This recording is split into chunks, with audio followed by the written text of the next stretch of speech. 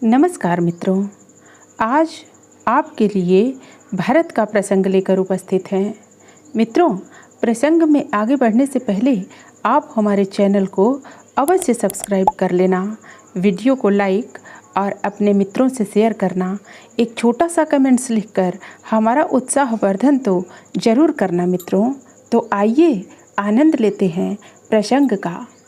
मित्रों, यह तो सभी जानते हैं कि राम, लक्ष्मण, भरत, शत्रुघ्न चारों महाराज दशरथ के पुत्र थे। राजा दशरथ के 3 रानियां थीं, कौसल्या, कैकेयी और सुमित्रा। भरत कैकेयी के पुत्र थे। कैकेयी के कहने पर रामचंद्र वन भेजे गए। रामचंद्र के वन जाने के पश्चात दशरथ की मृत्यु हो गई। उसी समय भरत बुलाए गए। भरत उस समय अपने नाना के यहाँ थे। जब उन्होंने सुना कि राम को वन भेजने में उनकी माता का हाथ है तो वह बहुत दुखी हुए। उन्होंने यह सोचा कि लोग सोचेंगे कि सिंहासन के लालच में भरत भी इनमें मिले रहे होंगे। यद्यपि उनकी यह शंका निर्मूल थी।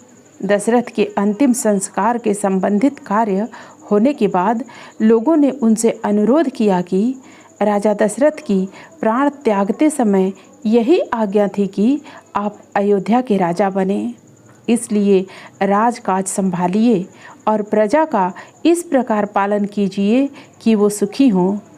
मुनियों ने, विद्वानों ने, रानियों ने उन्हें समझाया, परंतु भरत नैतिक दृष्टि से इसे बहुत अनुचित समझते थे। सिंहासन का अधिकार सबसे बड़े पुत्र का होता है। राम सबसे बड़े थे। उन्हें वन में भेजकर दूसरा उनका सिंहासन हड़प ले, यह कैसे हो सकता था। सब लोगों ने यह भी समझाया कि यह तो पिता की आज्ञा है, इसका पालन करना चाहिए। ऐसी अवस्था में सिंहासन पर बैठना अन्याय नहीं समझना चाहिए। किंतु भरत ने उन लोगों की बातें नहीं मानी।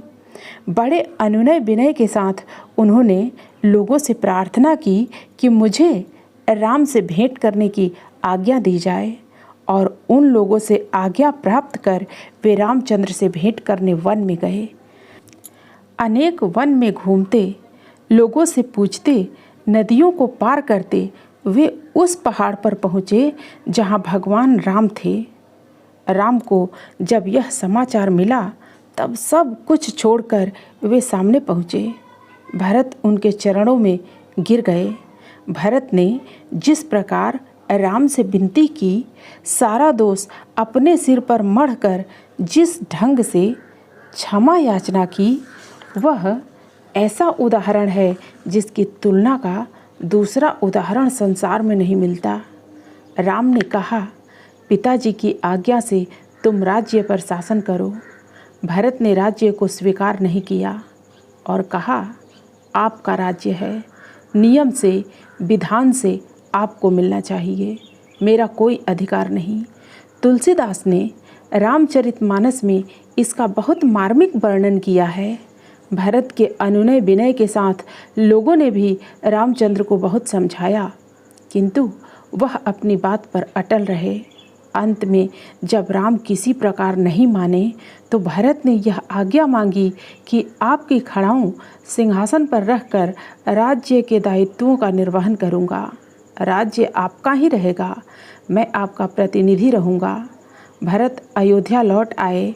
वहां उन्होंने सिंहासन पर राम की खड़ाऊं रखी और अपना रहन सहन तपस्वी के समान रखकर 14 वर्षों तक राजकाज संभाला। इतने दिनों तक उन्होंने बड़े विवेक, न्याय और धर्म से राज्य किया। मित्रों, फिर मिलते हैं अगली प्रस्तुति में नई कहानी के साथ। धन्यवाद।